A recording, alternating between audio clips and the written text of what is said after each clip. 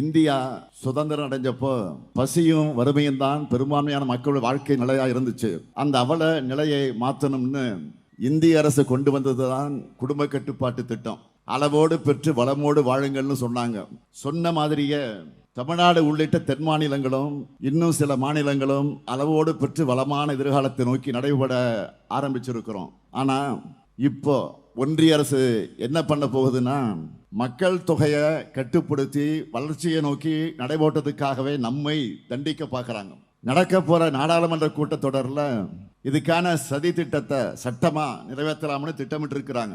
இன்று மதியம் கூட இது சம்பந்தமா மாண்புமிகு பிரதமர் மோடி அவர்களுக்கு நான் எச்சரிக்கை விடுத்து ஒரு வீடியோ வெளியிட்டு இருக்கிறேன். பாஜக தமிழ்நாட்டை பற்றி தப்பா எடை போட்டு இருக்கு. மாண்புமிகு பிரதமர் அவர்களே, உங்க முன்னாடி கையை கட்டிக்கிட்டு அடிமையா இருக்காங்களே சிலர், அவங்கள வச்சு தமிழ்நாட்டை குறைச்சி எடை போடாதீங்க. தமிழர்கள் அறிவானவர்கள், சுயமரியாதைக்கார உடையவர்கள். எங்க தன்மானத்து மேல கையை வச்சா டெல்லியில் இருக்கக்கூடிய ஆணவத்துக்கு நாங்கள் கொடுக்கிற பதிலடி கடுமையானதாக இருக்கும். கடந்த நாடாளுமன்ற தேர்தலில் பாஜகவை பிரிந்த மாதிரி ஒரு கபல நாடகம் போட்டார். அதோட கூட்டணி தர்மத்துக்கானத்தான் இந்த சட்டங்களை ஆதரிச்சோம் என்று கதை சொன்னார். ஓனாய் எதுக்கு அழுன்னு எல்லாருக்கும் தெரியும் தானே. அதனால மக்கள் என்ன பண்ணாங்க, பழனிசாமியுடைய நடிப்புக்கு ஆஸ்கர் விருது கொடுக்க முடியாதுன்னு 10 தோல்வி பழனிசாமி ஒரு பட்டத்தை கொடுத்தாங்க. இதுல இருந்தாவது பழனிசாமி படம் கத்துக்கிட்டாரா? மறுபடியும் பாஜகவை தோல்ல சுமந்துக்கிட்டு வராரு. அண்மையில நாகர்கோவிலில் போய் பேசின பழனிசாமி இன்னொரு அரிய முத்த உதிர்த்து இருக்கிறார். என்ன தெரியுமா? எங்களுக்கு கூட்டணி வேற கொள்கை வேறன்னு பேசி இருக்கிறார். பழனிசாமி அவர்களை, அப்படி என்னதான் உங்ககிட்ட கொள்கை இருக்கு, கொஞ்சம் விளக்கமா சொல்லுங்க கேட்போம். காலை பிடி, காலை வாறு, முதுகுல சவாரி செஞ்சு முதுகை குத்து, இதான உங்க கொள்கை. ஆனா தமிழ்நாட்டு மக்கள் கிட்ட மோடி மஸ்தான் வேலையும் ஈடுபடாது, அடிமை சாமியோட அடகு வைக்கிற வேலையும் நடக்காது. ஏன்னா தமிழ் மக்களுக்குள் இருக்கிறது அகர முதல தொட்டு தாடி கிழவன் பிளட். அன்புள்ள மதச்சார்பற்ற முற்போக்கு கூட்டணி கட்சிகளின் வேட்பாளர்களை ஆதரித்து நடைபெறக்கூடிய இந்த மாபெரும் பொதுக்கூட்டத்திற்கு தலைமையேற்று துவக்கத்திலே வரவேற்று மகிழ்ந்திருக்கக்கூடிய வேலூர் தெற்கு மாவட்ட கழகத்தினுடைய செயலாளர் சகோதரர் நந்தகுமார் அவர்களே, இந்த நிகழ்ச்சிக்கு முன்னிலை ஏற்று சிறப்பித்துக் கொண்டிருக்கக்கூடிய கழகத்தினுடைய பொதுச் செயலாளர் என்னுடைய ஆரியர் அண்ணன் துரைமுருகன் அவர்களே, மண்டல பொறுப்பாளர் மாண்புமிகு அமைச்சர் ஏவா வேலு அவர்களே, தலைவர் கலைஞர் அவர்களின் உயிரினும் உயிரான அன்பு உடன்பிறப்புகளே, உங்கள் அனைவருக்கும் அன்பான வணக்கம். இந்திய விடுதலைக்கான புரட்சி துவங்கிய வேலூருக்கு நான் வந்திருக்கிறேன். நாம் யாருக்கும் அடிமை இல்லைன்னு முழங்கின இந்த மண்ணிலிருந்து டெல்லியின் ஆதிக்கத்துக்கு எதிராக தீர்ப்பு எழுத உங்க ஆதரவை கேட்டு வந்திருக்கிறேன். விழுந்து கிடந்தால் விடியல் இல்லைன்னு உணர்த்தின வேலூர் மண்ணில் மதச்சார்பற்ற முற்போக்கு கூட்டணிக்கு ஆதரவு கேட்டு வந்திருக்கிறேன். இடைவிடாத இந்த பிரச்சார பயணத்தில் தமிழ்நாட்டின் பாதி பகுதியை சுற்றி வந்துட்டேன். ஒவ்வொரு நாளும் 2 மாவட்டங்களுக்கு நான் பயணித்து கொண்டிருக்கிறேன். லட்சக்கணக்கான மக்களை நேரில் சந்திக்கிறேன். நான் சந்திக்கிற ஒவ்வொருத்தரும் சொல்றது என்ன என்றால், தமிழ்நாட்டுடைய இந்த வளர்ச்சி, இந்த பயணம் தொடர வேண்டும். அதுக்கு உங்களுடைய திராவிட மாடல் ஆட்சி தான் மீண்டும் அமைய வேண்டும் என்று சொல்றாங்க. கிராமங்களில் இருந்து கோட்டை வரைக்கும் உதயசூரியனுக்குத்தான் ஆதரவு இருக்கு. இது நம்ம காலம். இறங்கி ஆடுங்க தலைவர்னு சொல்றாங்க. இறங்கி ஆட நான் ரெடி.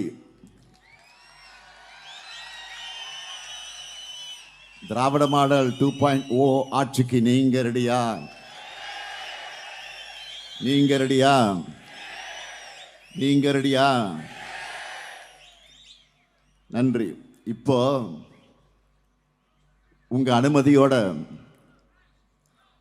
நமது வெல்லும் வேட்பாளர்களை அறிமுகப்படுத்த போறேன். உங்க அனுமதியோட நான் அறிமுகம் செய்யலாமா? முதல்ல காட்பாடி சட்டமன்ற தொகுதி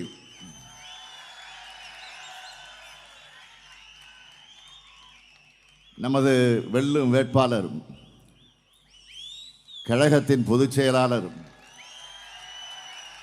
அந்த நீ உட்காருங்க, நீ கையெழுத்து. கழகத்தின் பொதுச் செயலாளர் மாண்புமிகு அமைச்சர் என்னுடைய ஆரியர் அண்ணன் துரைமுருகன் அவர்கள் அரசியல் வரலாற்றில் 13வது முறையா சட்டமன்ற தேர்தலில் களம் காணும் பெருமைக்குரியவர்.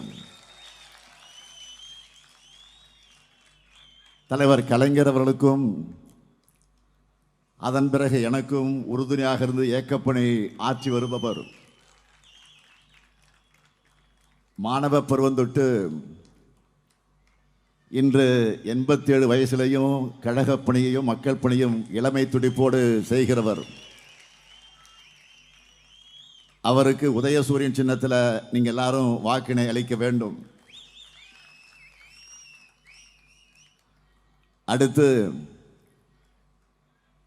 அணைக்கட்டு சட்டமன்ற தொகுதி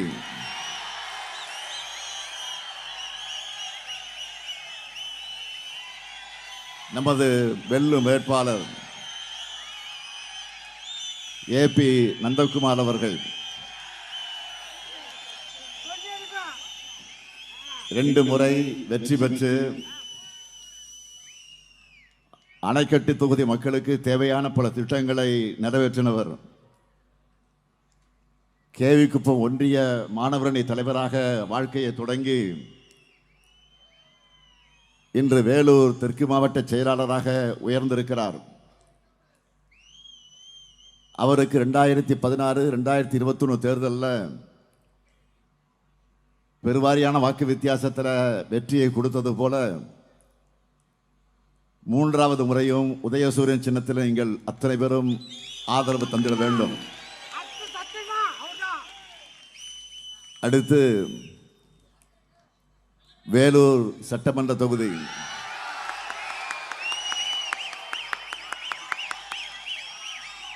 நமது வெல்லும் வேட்பாளர் கார்த்திகேயன் அவர்கள் வேலூர் மாநகர கழக செயலாளராக பணியாற்றி வருகிறார். 2016 2021 இந்த 2 தேர்தலிலும் வென்று உங்கள் குரலா சட்டமன்றத்தில் ஒழிச்சவர். அவருக்கு உதயசூரியன் சின்னத்தில் நீங்கள் அத்தனை பேரும் ஆதரவு தந்திட வேண்டும். அடுத்து கேவிக்குப்பம் சட்டமன்ற தொகுதி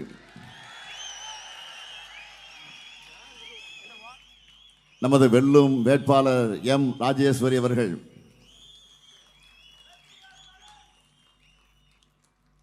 மருத்துவரான இவர் திமுக மருத்துவர் அணியின் மாநில துணை அமைப்பாளராக சிறப்பாக பணியாற்றி வருகிறார். மருத்துவ பணியிலிருந்து அரசியல் பணிக்கு வந்திருக்கிறார். முதல் முறையாக தேர்தல் களங்காணும் மருத்துவரான அவருக்கு உதயசூரியன் சின்னத்தில் உங்கள் ஆதரவை வழங்கிட வேண்டும்.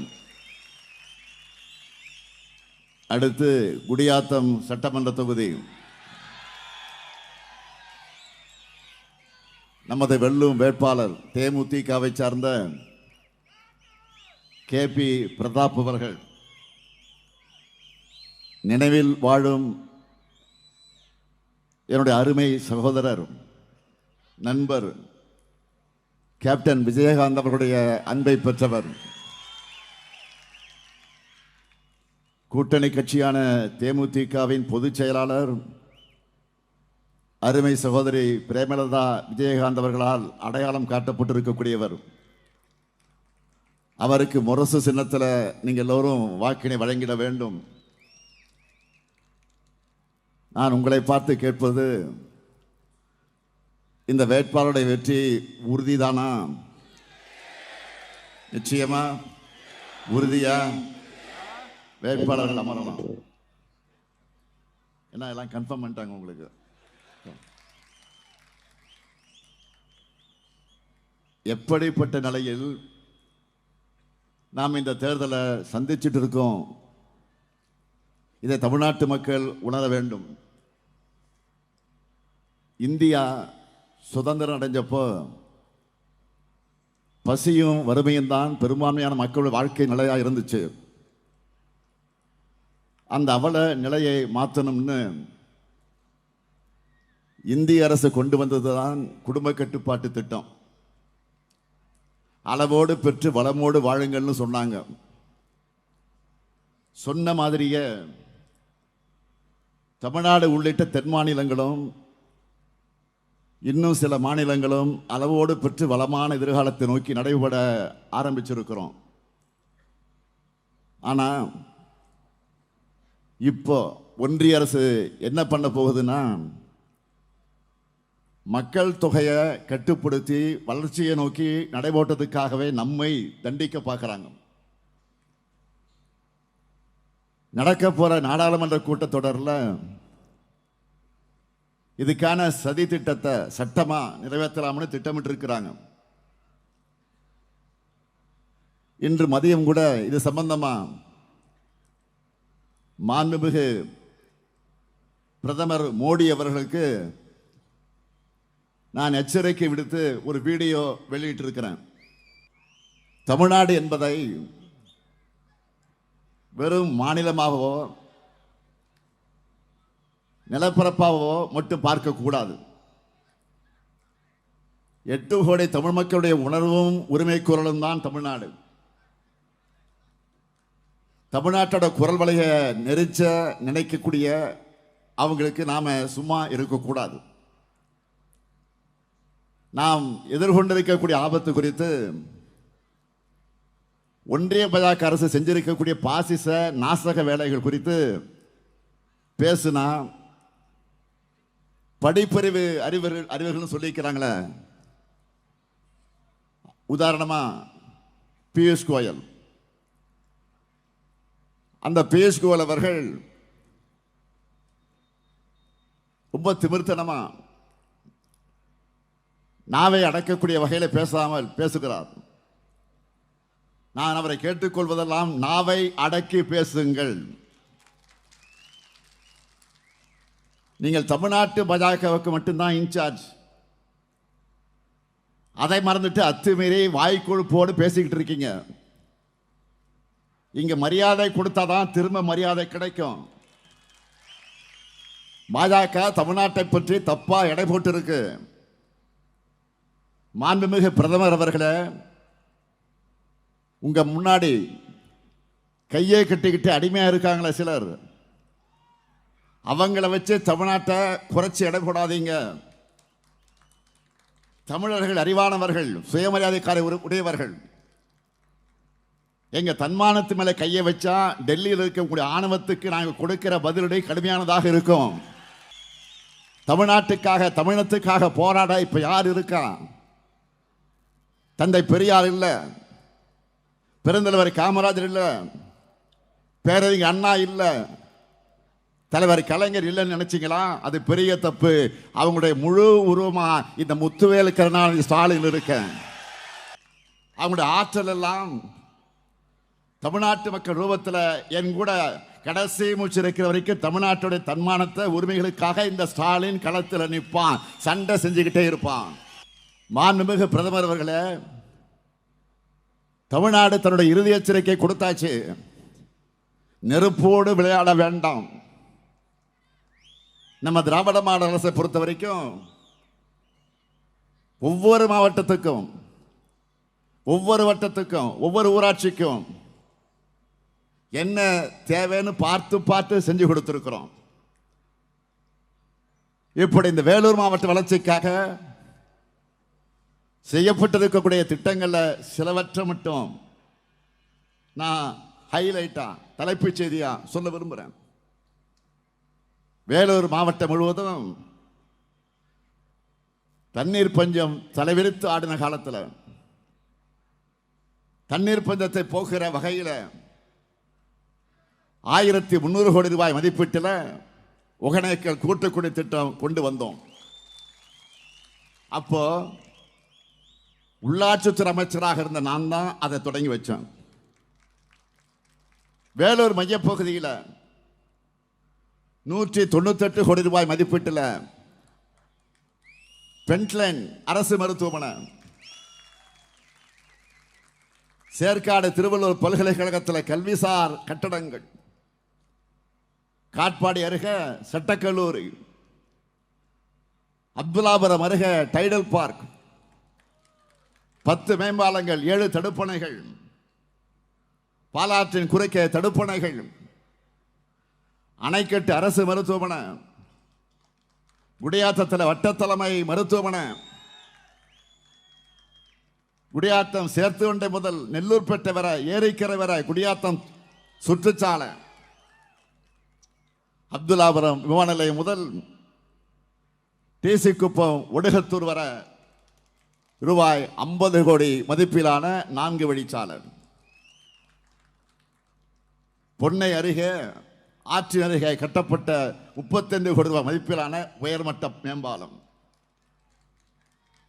தொழிலாளர்களுக்காக 45 கோடி ரூபாய் மதிப்பீட்டில் கலைஞர் நூற்றாண்டு தங்கும் விடுதி, 45 கோடி ரூபாய் மதிப்பீட்டில் காட்பாடி 2வது ரயில்வே மேம்பால பணிகள் துவங்கப்பட இருக்கு. 176 கோடி ரூபாய் மதிப்பில் அணைக்கட்டு பகுதியில் மேலரசம்பட்டி கிராமத்தில் தடுப்பணை கட்ட அடிக்கல் நாட்டப்பட்டு வேலைகள் நடைபெற்று வருது. 100 கோடி ரூபாய் மதிப்பீட்டில் காங்கேய நல்லூரில் இருந்து தத்துவாச்சாரி வரையிலான மேம்பால பணிகள் நிறைவேறக்கூடிய நிலையில் இருக்கு. இப்படி எண்ணற்ற சாதனைகளை செஞ்சிருக்கிறோம். ஒவ்வொரு திட்டத்தையும் செயல்படுத்தும் போதும் என் மனசுல என்ன ஓடும் தெரியுமா? மாவட்டங்கள் உட்கட்டமைப்பில் வளர்ச்சி அடையணும், மக்கள் பொருளாதாரத்தில் மேம்படணும், இளைஞர்களுக்கு வேலை வாய்ப்பு கிடைக்கணும், மகளிர் வாழ்வு செழிக்கணும், மொத்தத்தில் திராவிட மாடலால தமிழ் சமூகமே உயரணும். இதுதான் முதலமைச்சர் பொறுப்பில் உட்கார்ந்திருந்தது என்னுடைய எண்ணமா இருக்கு. இப்படி நினைச்சுதான் ஒவ்வொரு திட்டத்தையும் உருவாக்குகிறேன், ஒவ்வொரு கையெழுத்தையும் போடுகிறேன். ஒவ்வொரு ஃபைல்லையும் கையெழுத்து போடும்போது அதனால பயன்பெறும் லட்சக்கணக்கான மக்களுடைய மகிழ்ச்சி தான் என் கண் முன்னாடி நிற்கும். இங்க சிறுபான்மை மக்கள் அதிகமாக வாழுறீங்க. நாட்டோட பிற பகுதிகளில் சிறுபான்மை மக்கள் எத்தகைய அச்சுறுத்தல்களுக்கு ஆபத்துகளுக்கு எதிர்கொண்டிருக்காங்க உங்க எல்லாருக்கும் நல்லா தெரியும்.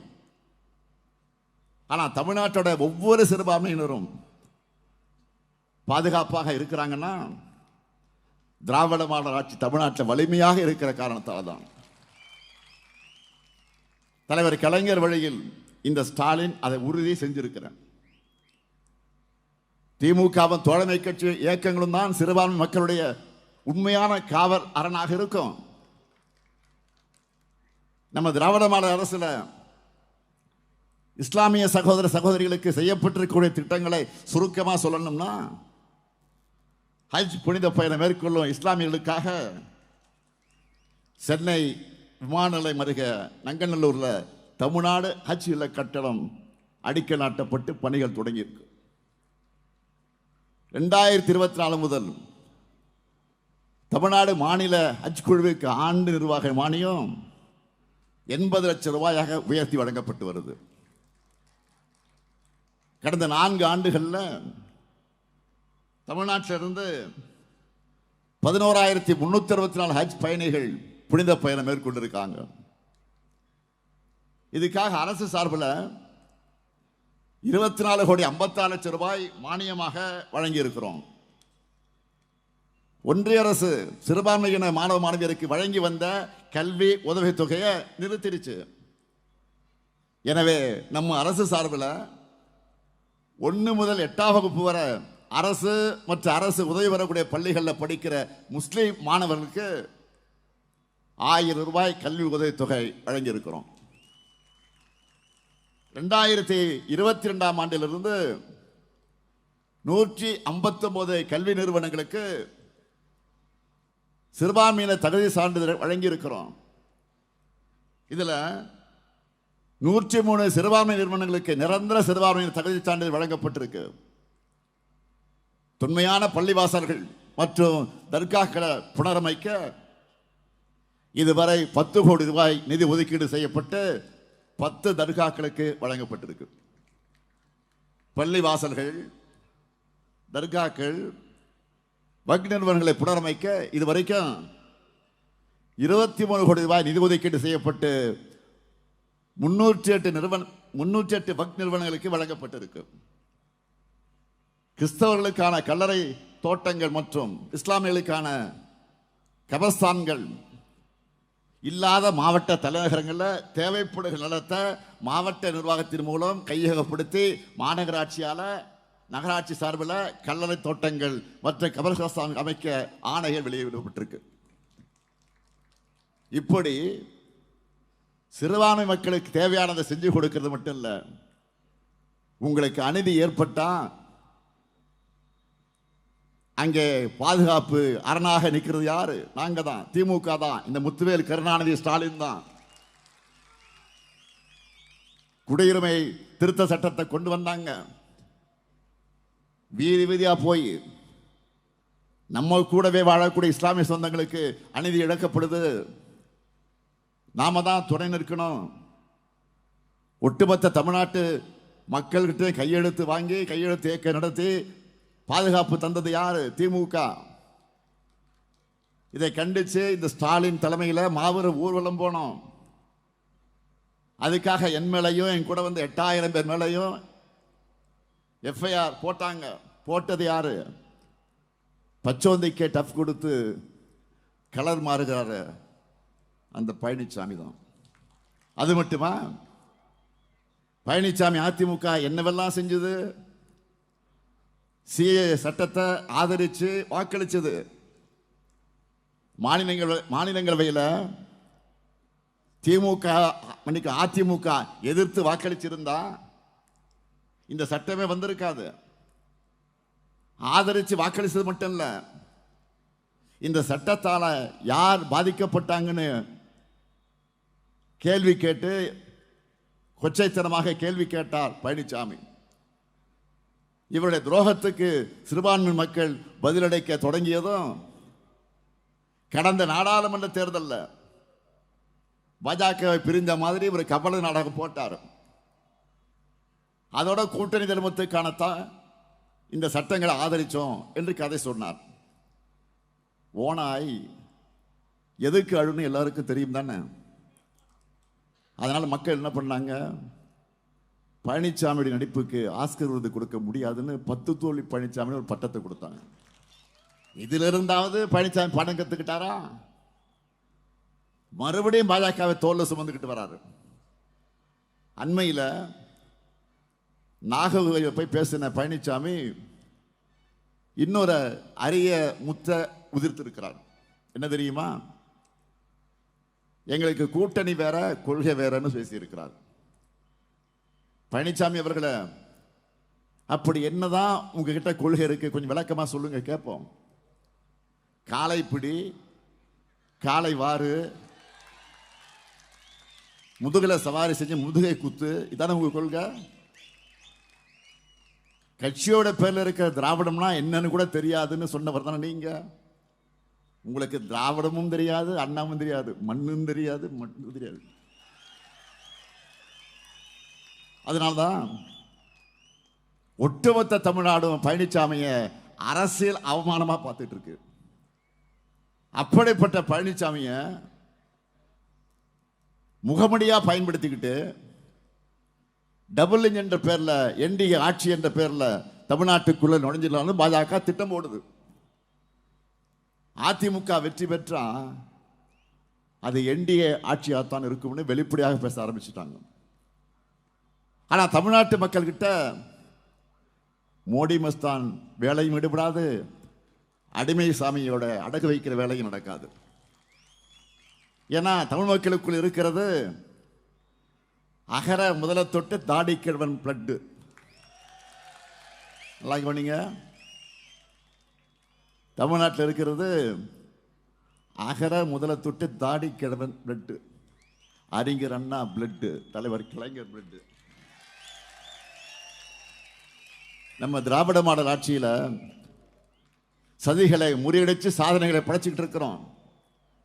அடிமைத்தனத்தை ஒழிச்சு அதிகார மிரட்டல்கள் எல்லாம் தவிடு பொடியாக்கி அன்பால மக்களை ஆட்சி செஞ்சுக்கிட்டு இருக்கிறோம். வெறும் புள்ளி விவரங்கள் அல்ல, கோடிக்கணக்கான தமிழ் மக்களுடைய புன்னகையால் எழுதப்பட்டிருக்கக்கூடிய சாதனை சரித்திரம் தான் திராவிட மாடல். முதலமைச்சரான முதல் நாள் நான் போட்ட முதல் கையெழுத்தே மகளிர் முன்னேற்றத்திற்கான மாபெரும் படிக்கட்டா அமைஞ்ச விடியல் பயண திட்டம். நம்ம அரசு பொறுப்பேற்று 1800 நாட்கள்ல 935 கோடிக்கும் அதிகமான பயணங்கள் மகளிர் மேற்கொண்டிருக்காங்க. ஊரெல்லாம் சுத்தி பூ காய்கறி வித்து 5000 சம்பாதிச்சா அதில் 1000 ரூபாய் பஸ்ஸுக்கே போயிடுன்னு கவலைப்பட்டு கொண்டிருந்த பல சகோதரிகள் விடியல் பயணத்தால் பயணிக்க ஒவ்வொரு நாளும் இந்த ஸ்டாலினை நினைப்பாங்க. பக்கத்து டவுனுக்கு வேலைக்கு போகிற சகோதரிகள் இந்த ஸ்டாலினுக்கு தேங்க்ஸ் சொல்லுவாங்க. 2-3 ஊர் தள்ளி இருக்கக்கூடிய அப்பா அம்மாவை உறவினர்களையும் அடிக்கடி பார்க்க முடியாம தவிச்ச பெண்கள் நினைச்ச உடனே பஸ் ஏறி போய் அவங்க அப்பா அம்மாவை பார்க்கும்போது இந்த அண்ணனை நினைச்சுப்பாங்க. இப்படி மகளிர் வாழ்வோடு அங்கமாகி இருக்கக்கூடிய விடியல் பயணத்துக்கான பேருந்துகளை விரைவில் அமைய போகக்கூடிய திராவிட மாடல் 2.0 ஆட்சியில் அதிகரிக்க போறோம். இது மட்டுமா, 1,31,00,000 மகளிருக்கு ஒவ்வொரு மாதமும் 1000 ரூபாயை வழங்கிக் கொண்டிருக்கும் கலைஞர் மகளிர் உரிமை திட்டம். இனி உங்களுடைய உரிமை தொகை எவ்வளவு? எங்க மகளிரை காணுந்த பக்கம் மகளிர் சொல்லுங்க. 2000 ரூபாய் வேற போகுது. அங்க இருக்காங்க, சொல்லுமா எவ்வளவு?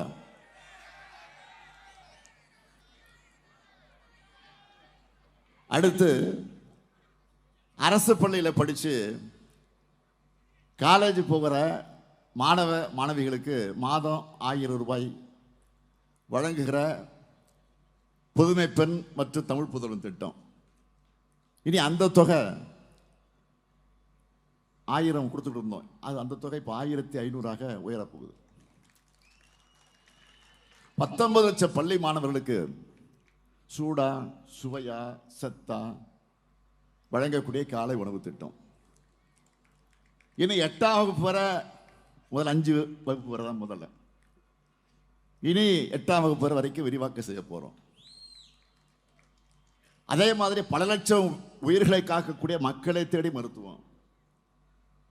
விபத்தில் சிக்கி உயிருக்கு போராடின ஆயிரக்கணக்கான உயிர்களையும் குடும்பங்களையும் காப்பாற்றிய இன்னுயிர் காப்போம் நம்மை காக்கும் 48. பாதம் காப்போம், இதயம் காப்போம், சிறுநீரக பாதுகாப்பு திட்டம்.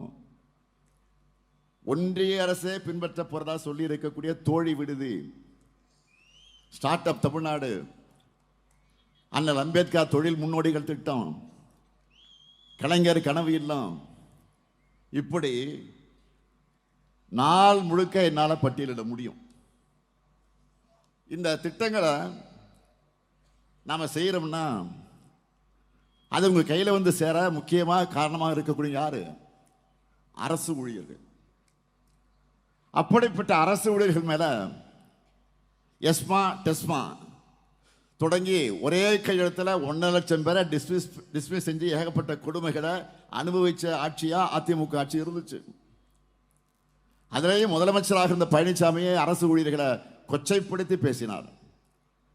ஆனா தலைவர் கலைஞருடைய வழியில நம்ம திராவிட மாடல் அரசு தான் அரசு ஊழியர்களுக்கும் ஆசிரியர்களுக்கும் ஏராளமான சாதனைகளை செஞ்சு அவங்களுடைய கண்ணீரை துடைச்சி தமிழ்நாடு உறுதியளிக்கப்பட்ட ஓய்வூதிய திட்டத்தை செயல்படுத்தி இருக்கும். லட்சக்கணக்கான அரசு ஊழியர்கள் ஆசிரியர்கள் குடும்பங்களில் மகிழ்ச்சியும் நம்பிக்கையும் உருவாக்கி இருக்கிறோம். 2021 திராவிட மாடல் ஆட்சிக்காக உங்களுடைய ஆதரவை கேட்டு வரும்போதே நான் சொன்னேன், அடுத்து 10 ஆண்டுகளுக்கான தொலைநோக்கு பார்வையை உறுதிமொழிகளா கொடுத்துட்டு தான் நான் வாக்கு கேட்டேன். அந்த அடிப்படையில் திராவிட மாடல் என்பது 2.0 ஆட்சியில் அடைய உள்ள புதிய உயரங்களுக்கான அடித்தளம். அதுக்கான செயல் திட்டமாக தான் நம்ம சூப்பர் ஸ்டார் களம் இறக்கி இருக்கோம். சூப்பர் ஸ்டார், அந்த சூப்பர் ஸ்டார் யாரு? யாரு சூப்பர் ஸ்டார்? பாட்டு பாடுவார்ல, சூப்பர் ஸ்டார் யாருன்னு கேட்டா தேர்தல் அறிக்கையை சொல்லும். 8000 ரூபாய் கூப்பன் வழங்க போறோம். இல்லத்தரசிகளுக்கு மகிழ்ச்சி தானே? இப்பவே வீட்டுக்கு வீடு என்ன டிஸ்கஷன் தெரியுமா? அந்த கூப்பனை வச்சு என்ன புது பொருள் வாங்கலாம், இதுதான் டிஸ்கஷன். இப்போ இந்த கூப்பனை வச்சு உங்களுக்கு தேவைப்படக்கூடிய வீட்டு பொருளை புதுசாக வாங்கிக்கலாம், இல்லைன்னா பழைய பொருளை எக்ஸ்சேஞ்ச் பண்ணி புது பொருளை வாங்கிக்கலாம். எல்லாமே உங்கள் சாய்ஸ் தான். உங்களுக்கு பிடிச்ச கடையில் உங்களுக்கு பிடிச்ச பிராண்டை நீங்கள் வாங்கிக்கலாம். இன்னொன்று முக்கியம், உங்கள் வீட்டுக்காரெல்லாம் கேட்டுறாதீங்க, குழப்பிடுவாங்க. ஏதாவது மிரட்டினாங்க அது அப்படின்னா அண்ணன்கிட்ட சொல்லுங்க, நான் பார்த்துக்கிறேன்.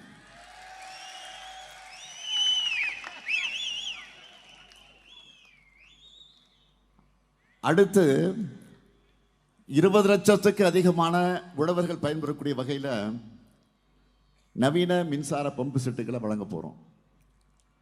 உயர்கல்வி முடிச்சிருக்கக்கூடிய 5 லட்சம் இளைஞர்கள் வேலைவாய்ப்பு பெறக்கூடிய வகையில் நான் முதல்வன் திட்டத்தில் 1500 ரூபாய் உதவித்தொகையோட 6 மாதம் பயிற்சி வழங்க போகிறோம். பால் கொள்முதல் விலை லிட்டர் ஒன்றுக்கு 5 ரூபாய் உயர்த்தி வழங்கப்படும். முதியோர் உதவித்தொகை 1200 2000 ரூபாயாக உயர்த்தி வழங்கப்படும். மாற்றுத்திறனாளிகளுக்கான உதவித்தொகை 1500 2500 ரூபாயாக உயர்த்தப்படும். 2030ஆம் ஆண்டுக்குள்ள மாவட்ட மற்றும் வட்ட அளவிலான அரசு மருத்துவமனைகளில் டயாலிசிஸ் சிகிச்சைக்கான கருவிகள் 2 மடங்காக்கப்படும். கலைஞர் கனவு இல்லம் உள்ளிட்ட திட்டங்கள், அப்படிப்பட்ட பல்வேறு திட்டங்கள் மூலமா வீடற்ற ஏழைகளுக்கு அடுத்த 5 வருஷத்துல 10 லட்சம் வீடுகள் கட்டித்தரப்படும். இப்படியெல்லாம் பார்த்து பார்த்து தமிழ்நாட்டுக்கு செஞ்சு தரதுனால தான் இந்த ஆட்சி தொடரும் என்பதுதான் ஒட்டுமொத்த தமிழ்நாட்டுடைய குரலாக இருக்கு. அதுக்கு காட்பாடி தொகுதியில் அண்ணன் துரைமுருகன் அவர்களுக்கும், அணைக்கட்டு தொகுதியில் நந்தகுமார் அவர்களுக்கும், வேலூர் தொகுதியில் கார்த்திகேயன் அவர்களுக்கும், கேவி குப்பம் தொகுதியில் டாக்டர் ராஜேஸ்வரி அவர்களுக்கும் வெற்றி சின்னமாம் உதயசூரிய சின்னத்தில் நீங்கள் எல்லாரும் வாக்களிக்கணும். குடியாத்தம் தொகுதியில் பிரதாப் அவர்களுக்கு முரசு சின்னத்தில் நீங்கள் எல்லாரும் வாக்களிக்கணும். நல்லா புரிஞ்சுக்குங்க, நாம் போராடுறது தனிப்பட்ட திராவிட முன்னேற்ற கழகத்தின் வெற்றிக்காக மட்டும் இல்லை, இங்கே இருக்கக்கூடிய நம்முடைய மதச்சார்பற்ற கூட்டணி கட்சியுடைய வெற்றிக்காக மட்டும் இல்லை, ஒட்டுமொத்த தமிழ்நாட்டின் வெற்றிக்காக. டபுள் இன்ஜின் டப்பா இன்ஜின்னு யாரும் தமிழ்நாட்டை சிதைக்க அனுமதிக்க கூடாது. அதிமுகவுக்கு போடுகிற ஒவ்வொரு வாக்கும் பாஜகவுக்கு போடப்படக்கூடிய வாக்கு, தமிழ்நாட்டை 100 ஆண்டுகள் பின்னோக்கி தள்ளுகிற வாக்கு. இது தமிழ்நாட்டு மக்களுக்கு நல்லாவே தெரியும். மீண்டும் சொல்றேன், தமிழ்நாடு அணியா டெல்லி அணியா என்ற இந்த ஜனநாயக போர்ல சொல்லுங்க, தமிழ்நாடு அணியா டெல்லி அணியா? தமிழ்நாடு அணியா டெல்லி அணியா? அரசியல் விருப்பு வெறுப்புகளுக்கு அப்பாற்பட்டு நம்முடைய தாய் தமிழ்நாட்டை காக்க அனைவரும் திமுக தலைமையிலான மதச்சார்பற்ற முற்போக்கு கூட்டணியை ஆதரிக்க வேண்டும் என்று நம்முடைய ஒப்பற்ற தலைவர், தமிழின தலைவர், முத்தமிழறிஞர் தலைவர் கலைஞரின் மகனா கேட்கிறேன், கையெடுத்து கும்பிட்டு கேட்கிறேன். அடுத்து அமையவிருக்கக்கூடிய நம்ம திராவிட மாடல் 2.0 ஆட்சியில் எங்க சாதனைகளை நாங்களே முறியடிப்போம். இது உங்க ஸ்டாலினுடைய கேரண்டி. நல்லாட்சி தொடர்ந்திட ஆதரிப்பு. மதச்சார்பற்ற முற்போக்கு கூட்டணி வேட்பாளர்களை வெல்வோம். ஒன்றாக வெல்வோம், வெல்வோம், வெல்வோம், வெல்வோம், வெல்வோம். ஒன்றாக. நன்றி, வணக்கம்.